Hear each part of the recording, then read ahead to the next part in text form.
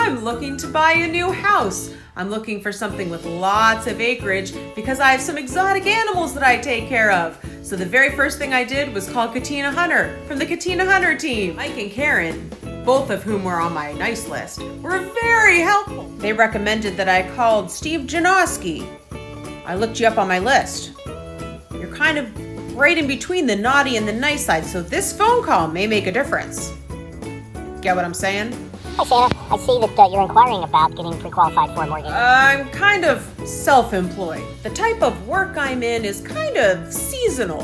Is that a problem, or can we work around it? Being self-employed, we do make the assumption that you may or may not be working a 9-to-5 Monday through Friday job. When we look at self-employment, we do average a 2-year previous look back, plus also need a year-to-date profit and loss statement signed by you, your 2020 and 2019 federal tax returns with all schedules, W-2s, K-1s, 1099s, however you receive income, the last 3 months of business bank accounts. I heard there's this loan called USDA. How far north can I look? Does it matter how many people live in my house? Because I kind of have a couple of hundred helpers. With the USDA loan, they will look at how many people will occupy the property. You will sign an affidavit stating how many people will live in that property.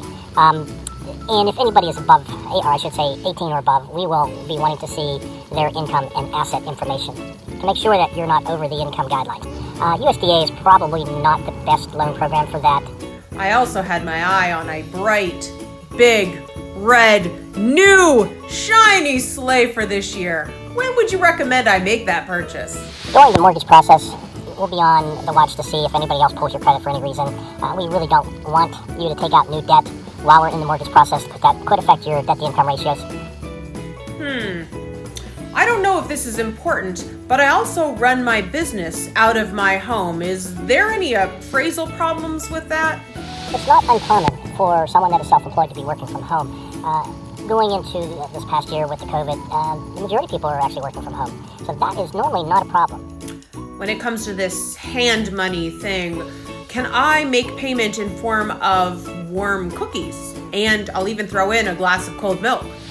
All funds used in a transaction have to be verifiable. Collecting hand money up front is a very common practice. Depending on the amount, we may have to verify the withdrawal from the bank account, showing that anything other than funds in a bank account normally cannot be used for hand money. I know this is beyond your area of expertise, but the house that I'm looking at is actually kind of a gingerbread style. The appraiser is going to be looking for comparable properties in that area that have sold within the last 6 months. The appraiser may have his job cut out for him if he is looking to appraise a gingerbread house. One last question.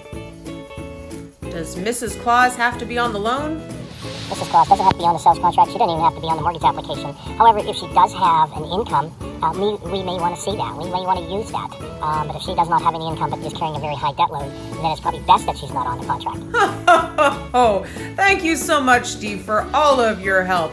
It's a busy time of year, so I'll be in touch back after the holidays. You and the Katina Hunter team have helped so many people this year. I'm sure you'll find some nice items in your stocking. Merry Christmas!